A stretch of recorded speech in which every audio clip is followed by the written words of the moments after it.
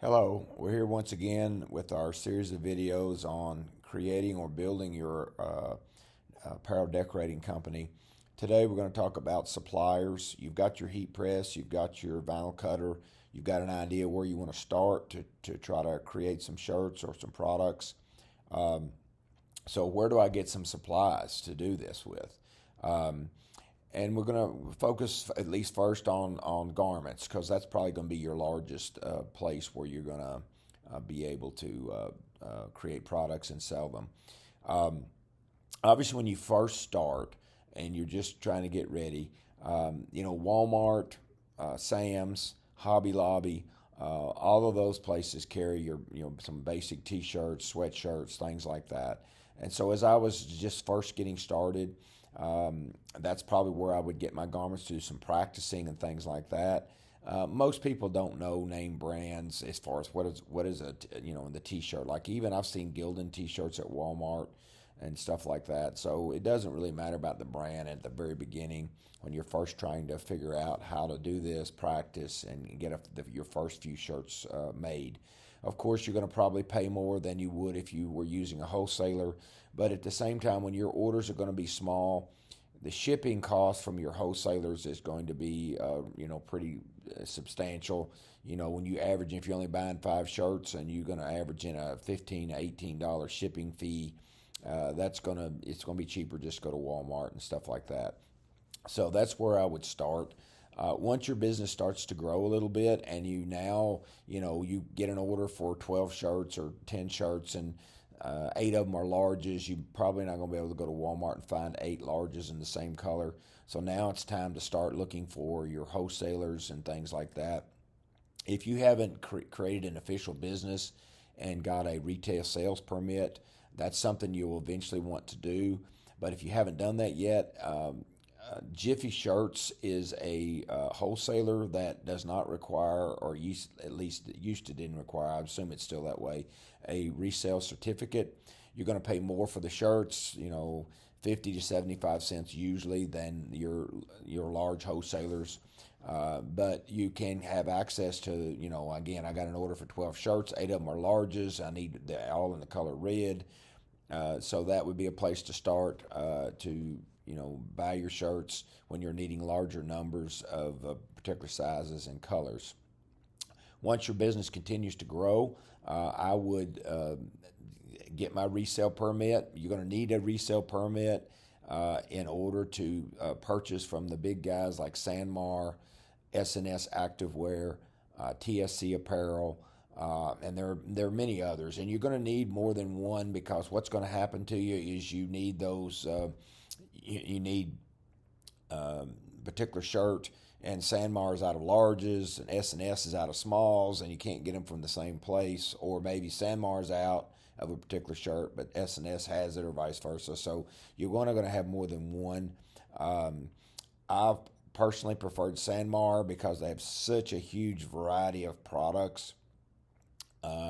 And if they're out of one thing, they can have something else. But if you need T-shirts and you need one jacket and you need, a button-down dress type shirt, they've got all of that type of stuff. And also, once your business really takes off and you're doing some volume with them, they have a program where you get a small percent of your total sales to be able to buy sample products from, or wearables they call them. You can buy a few shirts for yourself, and you can pay for it out of that what they call a marketing fund. I don't know that any of the other vendors that I dealt with had that type of program, so I kind of preferred them. Sanmar also has big name brands like Nike.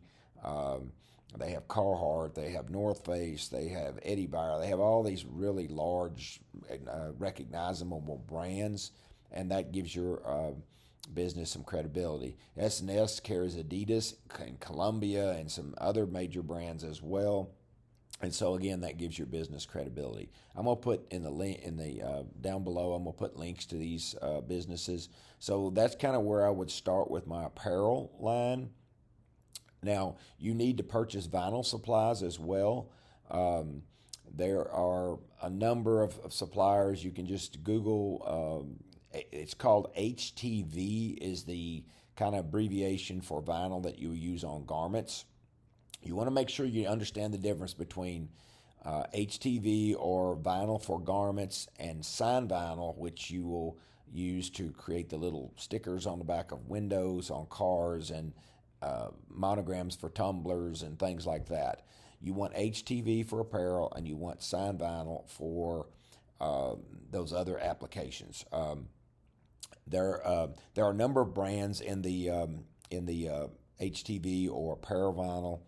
We tended to use it's called Caesar, or sometimes people pronounce it Sizer, Siser. Easy Weed, it's called. We use that simply because our screen printing supply company carried that brand, and so when we started using that brand, and we found that it was, it worked well, and we really didn't have a big reason to change. Sometimes we did use some other brands from time to time, but we just found that Sizer Easy Weed worked the best. Now the Sizer Easy Weed is your basic vinyl. There's all different types of vinyl. When you're starting, I would just get the Easy Weed, which is your basic vinyl. They make glitter vinyl, they make hologram vinyl. There's just all these different kinds of vinyl. And when you're first starting out, you don't want to buy all this different kinds because you're going to need different colors, that type of thing. So I would start with the Sizer Easy Weed. If you find another brand you like, that's fine. Basic vinyl. I would get the basic colors. You're going to use white by far the most. So you want white, you want black, you want royal blue, you want red. You probably want maybe purple. What is your local schools? For example, I might not originally buy maroon, but if my local school's color was maroon, then obviously I'd buy maroon. So what is your local school colors? Think ahead about what are you going to try to go after first, and what kind of colors do they have, and buy your basic colors. Now, your Easy Weed or your vinyl can come in sheets or it comes in rolls. If I was going to start this, I would probably go ahead and buy it in rolls. I prefer a 15-inch roll. You need to know what size your cutter is. I recommend that you start with a 24-inch cutter, but if you buy a smaller cutter, it may not take a 15-inch roll. A 24-inch cutter is going to take a 15-inch roll. It's also going to be able to use a 20-inch roll. I like 15-inch. There are some people that like 20-inch. So how you can get the most out of your vinyl with not any waste.